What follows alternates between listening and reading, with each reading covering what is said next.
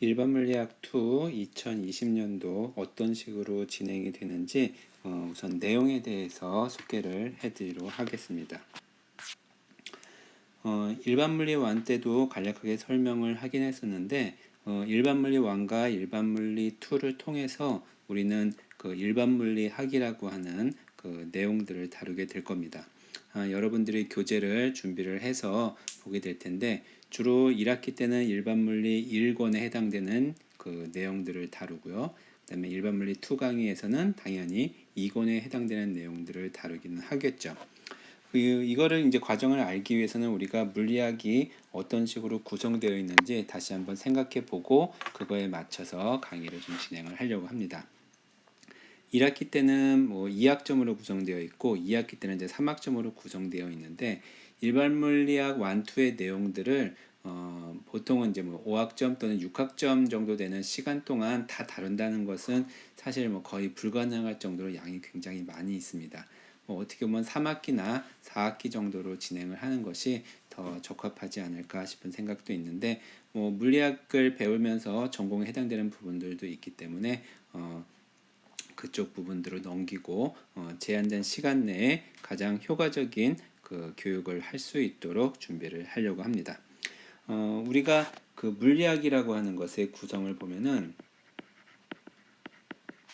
크게 나눠서 역학, 그 다음에 전자기학, 이 두 가지가 어떻게 보면은 물리학의 가장 근원적인 핵심되는 부분이라고 볼 수 있습니다. 여기서 말하는 핵심이라는 것은 그 사람에 따라서 다르게 해석할 수 있을 텐데, 우리가 이제 그 물리학이 발달되는 그런 시간이나 연대순으로 봤을 때, 요거는 그 근대 물리학이라고 볼 수 있습니다. 뭐 뉴턴으로 비롯한 그 역학의 발달 과정들이 1800년대 뭐 중반 초반까지가 이어진 것들이 이제 역학에 해당되는 내용이고요. 전자기학은 이제 요번 학기부터 다룰 내용이긴 한데 전기와 자기가 합쳐진 거죠. 그래서 뭐 옛날부터 준비되어 시작돼서 왔었지만 주로 이제 1800년대 까지 그 발달된 것이 이제 전자기학이라고 볼 수 있습니다. 그 다음에가 이제 우리가 중요하게 다루는 부분들이 이제 광학이라고 하는 부분이 있고요. 광학은 역사적으로는 역학만큼 오래되기는 했죠. 옛날부터 그 뉴턴에서부터 출발을 보통 많이 설명을 하긴 하는데 광학이 그 이후에도 계속 진행이 되고 있었고요. 그 다음에 이제 연력학이라는 게 있습니다. 연력학이나 통계역학이라고 해주는데 연력학, 통계역학도 주로 이제 1800년대를 중심으로 많이 발달을 했던 내용이긴 합니다. 여기에 이제 덧붙여가지고 우리가 학부 과정에서 배우는 내용을 따진다고 보면은 이 현대물리학이 있습니다.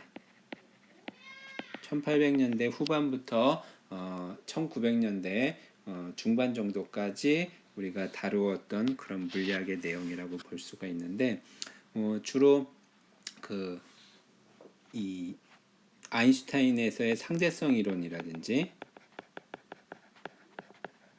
그 다음에 원자의 구조를 밝히는, 그래서 이 원자의 구조를 밝히는 과정에서 나오는 또 새로운 물리학의 범주를 밀도도 양자역학이라고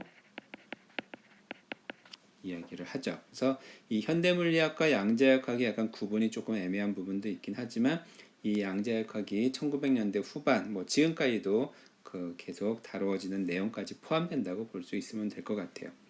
사실 그 우리가 그 물리학의 범위를 이렇게 많이 있어서 어디까지 배우고 얼만큼 배워야 되는지에 대해서는 좀 그 논란이 있을 수가 있습니다. 사실 요 현대물리학이나 양자역학에 해당되는 부분은 우리가 그 일상생활하면서 경험할 수 없는 그런 내용들이라고 보면 될 것 같아요. 그래서 중심으로 우리가 그 다룰 내용들은 요 위에 있는 요 내용들을 주로 다루게 될 겁니다. 그러다 보니까 주로 1900년대 이전에, 그러니까 1800년대 이전에 만들어졌던 물리학의 내용들을 우리가 다루고 있다고 볼 수 있습니다. 그래서 이제 중고등학교 교육과정하고 연계돼서 여러분들한테 설명을 조금 해야 될 텐데 교육과정과 관련된 얘기들은 강의 중간중간에 말씀을 드리도록 하겠습니다. 역학이라고 하는 거는 힘, 그 다음에 운동, 에너지 이런 얘기들을 다루고 있고요. 전기는 아마 제가 여러분들한테 물어보면 제일 싫어하는 내용 중에 하나가 바로 이 전자기학 관련된 내용일 텐데 그 이유 중에 하나 역학은 일단 눈에 보이잖아요. 물체가 운동하고 움직이는 것들을 시각화시킬 수 있기 때문에 우리가 이해하는 데 있어 조금 그 어려움이 좀 적은데 반면에 전자기학은 그 주로 뭐 회로 내에서 전류가 얼마나 흐르냐 이런 것들이기 때문에 잘 눈에 그 보이지 않고 직관적인 면에서 조금 떨어진 측면이 없지 않아 있습니다. 물론 이제 그거를 직관화시키고 시각화시키기 위한 여러 가지 노력도 있기는 하지만 그래서 상대적으로 여러분들이 조금 어려움을 느낀 영역이라고도 볼 수 있고요. 그러다 보니까 역학 같은 경우는 중고등학교의 교육과정의 내용과 사실은 별로 대학교에서 배운 것들이 크게 다르지 않는데 전자기학 관련된 내용들은 접근하는 방식부터가 조금 다르기 때문에 여러분들이 좀 어려움을 느낄 수 있을 거라고 생각이 듭니다. 그래서 이번 학기에 가능하면은 아주 어렵다고 생각되는 내용들은 좀 빼고 여러분들한테 설명을 하려고 합니다. 물론 이제 여러분들이 물리 파트를 가려고 하는 학생들은 이제 2학년, 3학년 때 전자기학이라고 하는 두 학기 동안 내용들을 배울 거고 그러기 때문에 이제 중고등학교에서 또는 중학교에서 가르치는데 적합한 정도, 뭐 고등학교 1학년 수준까지 적합한 정도, 그 정도의 내용에다가 우리가 이제 중고등학교 내용을 우리가 교사가 된다고 해서 그 내용만 알 필요가 있는 건 아니잖아요. 그래서 플러스 알파 해서 약간 아주 심화된 내용까지는 다루지 않으려고 하고 있습니다. 자, 그 다음에 이제 광학에 관련된 것들은 좀 비교적 친숙하게 다가올 수 있을 거기 때문에 이 유형들을 다루도록 할 겁니다. 자, 문제는 이제 연력학과 통계학과 관련된 부분인데 이 부분은 그동안 제가 여러분들하고 수업을 할 때 설명을 하지는 않았었거든요. 우리가 다루지는 않았었는데 요거는 조금 남겨뒀다가 그 강의 진행 상황을 조금 보고 설명을 드리도록 할 계획입니다. 왜냐하면은 그 원래 좀 약간 여유를 잡고 계획을 편성을 했었는데 그러다 보니까 그 시간이 조금 남을 수도 있다고 생각이 들어서 그럴 때 연력학과 관련된 내용들을 좀 이렇게 압축해서 설명을 한다거나 하려고 합니다. 자, 현대물리학은 당연히 이제 물리 전공을 가게 되면은 현대물리학도 그 두 학기 동안 강의를 수강하게 됩니다. 그런데 이제 다행스러운 것은 여러분들이 생물 전공으로 간다고 하더라도 혹시 통합과학 연계 전공을 하게 되면은 그 현대물리 쪽 내용을 한 학기를 수강을 하기 때문에 그때 약간의 그 맛보기를 할 수 있을 거라서 현대물리학 내용도 강의를 진행하는 걸 좀 살펴보고 1시간 정도 좀 요약적으로만 설명하는 정도에서 그치려고 합니다. 자, 그래서 우리가 1학기 때 배운 내용들을 잠깐 보면요. 뭐 서론 당연히 했었고요. 1차원 운동 했었고 2차원 운동 했었죠. 그 다음에 운동의 법칙, 뉴턴의 운동 법칙 했었죠. 그 다음에 뉴턴 법칙 응용해서 그 이제 물체 운동을 해석하는 거 했었고 에너지에서 접근하는 거 했었고요. 그 다음에 에너지 보전, 역학적 에너지 보전을 이용해서 문제를 푸는 과정들을 이야기를 했었죠. 그리고 이제 운동량을 도입해서 운동량 보존이라는 걸 이용해서 그 물체의 뭐 이것도 결국엔 운동이죠. 운동을 해석하는 방법들, 특히 이 충돌과 관련된 상황에서 많은 설명들을 했었습니다. 자, 상대성 이론은 우리가 다루지는 않았어요. 그래서 요거는 우리도 또 역시 다루지는 않을 생각을 갖고는 있습니다. 그 다음에 일반 물리 완에서의 또 어떻게 보면 핵심되는 내용이라고 볼 수 있죠. 고등학교 물리에 나오지 않은 내용 중에서 일반 물리 완 때 다루었던 것이 바로 이 회전. 그래서 아마 여러분들이 회전에서 좀 어려움을 느끼긴 했지만 또 재미도 있었죠. 그래서 이 회전하면서 그 관성 모멘트, 그 다음에 토크, 그리고 이 각운동량 보전까지 해서 굉장히 긴 시간 동안 이 회전 운동을 다뤘던 것을 기억을 하고 있습니다. 그리고 중력에 대한 얘기들을 조금 했었고요.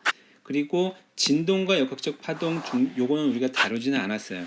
사실은 광학이라고 하는 것을 그 이제 파동이라는 측면에서 보게 되면은 그 빛도 파동이기 때문에 빛을 파동 현상으로 해석하기도 하거든요. 근데 파동이라고 하는 것을 두 가지로 구분해 주면은 이런 역학적인 파동과 그다음에 광학적인 파동으로 나눌 수 있는데 요 앞부분에 12, 13, 14장이 역학적인 파동에 해당되는 내용입니다. 당연히 얘도 해야 되는데 우리가 좀 다루고 있지는 않았어요. 그래서 요것도 시간이 남으면은 조금 정리를 해서 간략하게만 좀 언급을 하려고 하고 있습니다. 주로 이제 기본적인 파동의 속성 그리고 그로부터 역학적인 파동이 가장 대표적인 게 이 스프링의 운동 이런 것도 있지만 그 소리와 관련된 것들이기 때문에 그 얘기들을 좀 다루려고는 하고는 있습니다. 자, 그 다음에가 이제 유체역학은 우리가 다루었었죠. 이거는 뭐 아주 중요한 얘기는 아니었지만 그래도 그 일상생활에서 경험할 수 있고 또 흥미로운 얘기들이 있어서 우리가 다루긴 했었습니다. 자, 16, 17, 18이 바로 그 아까 잠깐 얘기했던 연력학 내용입니다. 그래서 이 내용은 기존에는 하지는 않았다고 했었죠. 그래서 이것도 요약해가지고 시간을 좀 고려해서 학습할 수 있는 기회를 제공을 하려고 합니다. 자, 이 본격적인 내용은 바로 이 2권에 해당되는 내용을 다룰 텐데 여기에서 전자기학과 관련된 내용이 19, 20, 21, 22, 23, 24까지가 전자기학과 관련된 얘기입니다. 그래서 이 내용들은 앞에 전기랑 관련된 내용이 전기로 되어 있고요. 그 다음에 22장 자기로 되어 있고 23장은 전기와 자기의 약간 어떻게 보면은 콜라보 같은 내용이라고 보면 될 것 같습니다. 거기에서 이제 전자기파가 이제 살짝 잠깐 좀 언급이 되고 있고요. 그래서 주로 전기 쪽은 비교적 좀 쉬워요. 하나만 보면 되니까. 근데 이게 자기로 넘어오면서 특히 이 교류 회로 쪽에 여러분들 조금 어려움을 가지고 있어서 요 교류 회로에서의 그 회로를 설명하는 요 부분은 조금 간단하게만 설명하고 나머지만 다루려고 하고 있습니다. 자, 그래서 여러분들이 아마 중간고사는 어디 정도에서 아마 보게 될 거냐면은 전기 배우고 요 자기의 아마 한 22장 요 정도까지가 아마 중간고사 범위가 될 것 같고요. 나머지 해당되는 23장 중간 정도까지 갈 수도 있겠네요. 여기까지 갈 계획이고 그 다음에 자기 전자기학의 마지막 부분하고 그 다음에 광학과 관련된 부분 그리고 이제 아까 추가적으로 내용을 한다고 했죠. 광학이 아니라 파동, 역학파동, 소리랑 관련된 거, 그 다음에 연력과 관련된 거, 현대물리와 관련된 거, 그 부분은 이제 어떻게 시험을 어떻게 볼지는 좀 고민을 해봐야겠지만 그 내용과 뭐 핵심되는 내용은 25장, 그 다음에 26장, 27장의 광학과 관련된 내용들이 핵심되는 내용이기 때문에 뭐 그거를 중심으로 여러분들하고 설명을 하려고 합니다. 자, 그래서 그 2학기 전체 내용은 앞에서 말씀을 드렸던 것처럼 역학과 전자기학, 광학, 연력학 통계학과, 현대물리, 양재학과 이렇게 6가지의 물리 중에서 이 전자기학과 광학을 중심으로 가르칠 거고 그다음에 연력학, 현대물리, 그다음에 그 파동, 역학 파동에 해당되는 내용들은 소개만 하는 식으로 정리를 하려고 합니다. 그래서 1학기 때는 우리가 그 일주일에 그 2시간짜리 그 하루 수업이 있었는데 2학기 때는 1시간 반씩 이틀 동안 수업이 진행이 되죠. 그래서 그 해당되는 내용들을 가능하면 다 할 수 있도록 여러분들하고 좀 맞춰보려고 하고 있고요. 그 다음에 좀 기회가 된다고 하면은 그 문제풀이 같은 경우도 좀 많이 할 수 있도록 할 계획을 갖고 있습니다. 자세한 그 또 강의의 운영 방법에 대해서는 다른 영상에서 소개를 해드리도록 하겠습니다.